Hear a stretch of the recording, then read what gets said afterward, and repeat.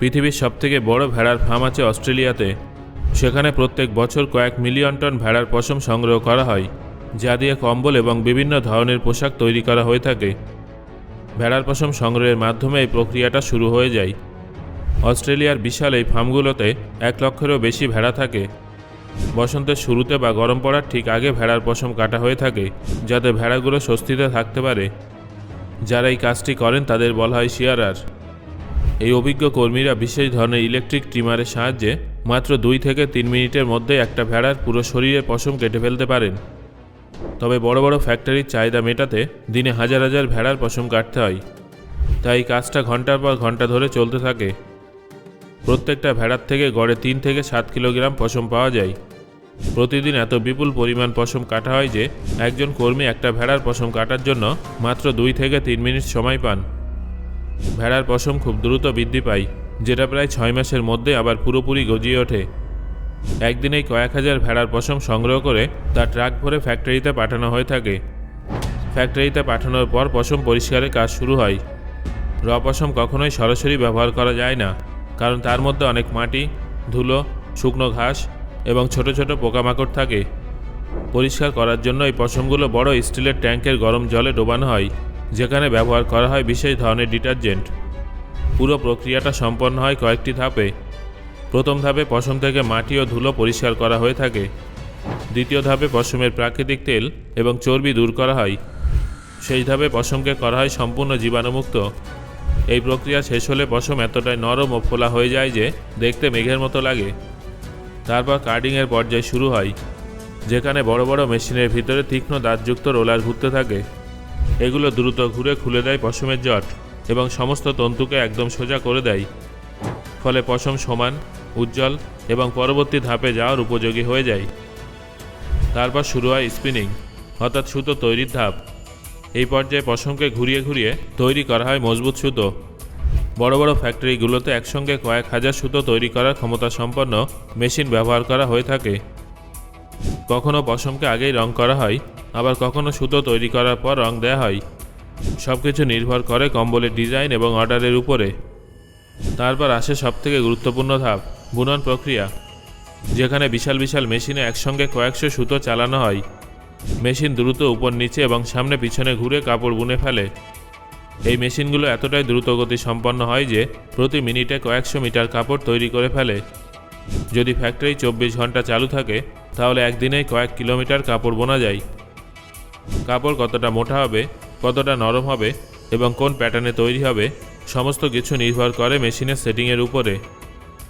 কাপড় বোনা হয়ে গেলে সেটাকে পাঠানো হয় ফিনিশিং সেকশানে, যেখানে সেলাই করা হয় কাপড়ের চারপাশ, কেটে ফেলা হয় অতিরিক্ত সুতো এবং বিশেষ ব্রাশ ব্যবহার করা হয় কাপড়কে আরও মোলায়েম করতে।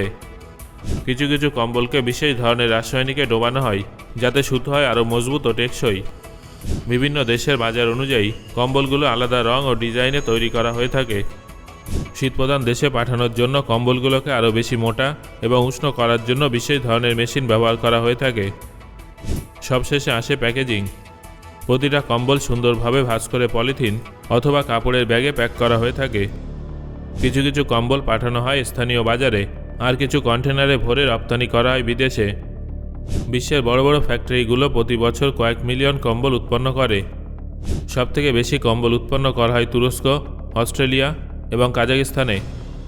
সো বন্ধুরা, আমি আশা করছি আপনারা এতক্ষণে বুঝতে পারলেন যে ভেড়ার পশম থেকে কিভাবে তৈরি করা হয় কম্বল। এবার আমরা দেখে নেব যে আখের থেকে কিভাবে চিনি তৈরি করা হয়।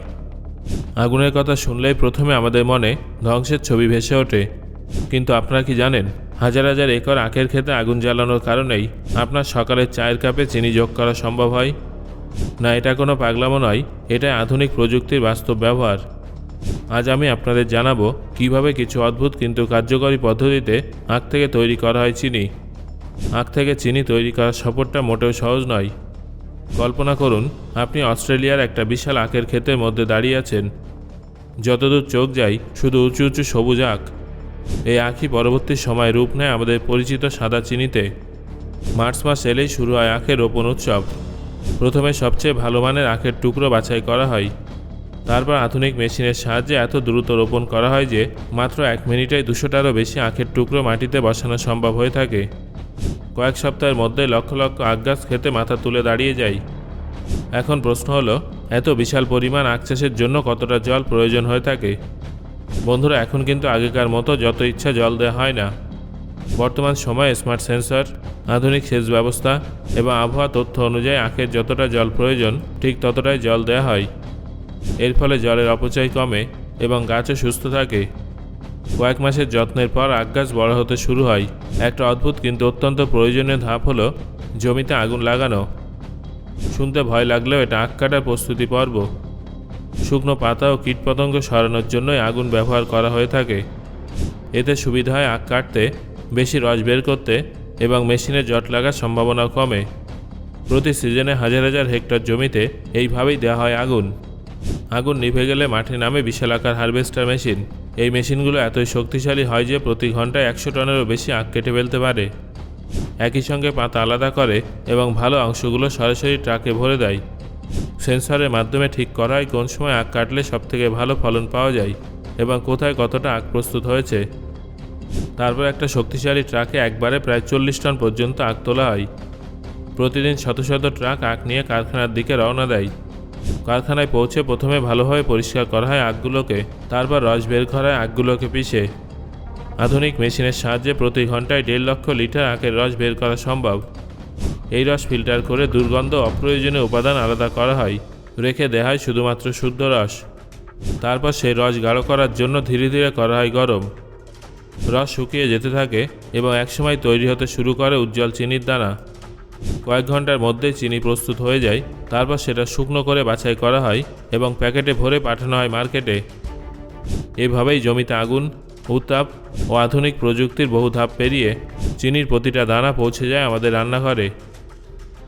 বন্ধুরা, এবার আপনাদের বলবো তুলো বা কার্পাস তৈরির কাহিনী। যে উপাদানটা শীত কিংবা গ্রীষ্ম সমস্ত মরশুমে আমাদের শরীরের সবথেকে কাছের সঙ্গী। আমাদের পোশাকের যাত্রা শুরু হয় কিন্তু ছোট্ট একটা বীজের থেকে। বীজ বপনের আগে জমিকে ভালোভাবে প্রস্তুত করা হয় এবং পুষ্টিগুণ সমৃদ্ধ করে তোলা হয়। আধুনিক কৃষিযন্ত্রের সাহায্যে একসঙ্গে প্রায় 12 একর জমিতে বীজ বপন করা যায়। বর্তমানে এমন উন্নত মেশিনও আছে যেগুলোর মাধ্যমে একদিনে প্রায় 50 একর জমিতে বীজ বপন করা সম্ভব। প্রতিটা বীজ কতটা দূরত্বে থাকবে, কতটা গভীরে যাবে এবং কোন দিকে থাকবে সমস্ত কিছুই আগে থেকে নিখুঁতভাবে নির্ধারণ করা থাকে। বীজ বপনের পর শুরু হয় সেচের কাজ। আজও অনেক জায়গায় কৃষকরা বাঁধ বা খাল থেকে জল এনে গাছের গোড়ায় জল দেন। এই পদ্ধতিটা তুলনামূলকভাবে ধীরে হলেও জল মাটির গভীরে পৌঁছায়। ফলে গরমের সময় গাছ ঠান্ডা থাকে এবং কার্পাসের গুণগত মান হয় উন্নত। যখন পুরো জমি সাদা তুলোয় ঢেকে যায় তখনই বোঝা যায় ফসল তোলার সময় হয়ে এসেছে। আধুনিক কার্পাস কাটার মেশিন 1 ঘন্টায় প্রায় 5 হেক্টর জমির কার্পাস সংগ্রহ করতে পারে। একই সঙ্গে এই মেশিন থেকে তৈরি হয় বিশাল আকারের বান্ডিল। একটা বান্ডেলের ওজন প্রায় 2000 কেজির থেকেও বেশি হয়ে থাকে। এই বান্ডেলগুলো পরে পাঠানো হয় ফ্যাক্টরিতে। সেখানে প্রথমে কার্পাসকে ভালোভাবে পরিষ্কার করা হয়, ধুলো, পাতা এবং কাণ্ড আলাদা করে ফেলা হয়। 1 টন র কার্পাস থেকে প্রায় 350 কেজি তুলো পাওয়া যায়। এই শুদ্ধ তুলো এরপরে স্পিনিং মেশিনে যায়। সেখানে তৈরি হয় মোলায়েম ও শক্ত সুতো। একটা মেশিন প্রতিদিন হাজার হাজার মিটার সুতো উৎপাদন করতে পারে। সুতো টেনে শক্ত করার পর তা দিয়ে বোনা হয় কাপড়। আপনার পোশাকের রং যাই হোক না কেন, তার সূচনা কিন্তু এই সাদা কার্পাস থেকেই। দীর্ঘ এই প্রক্রিয়া পেরিয়ে অবশেষে সেই কাপড় বাজার হয়ে পৌঁছে যায় আপনার আলমারিতে।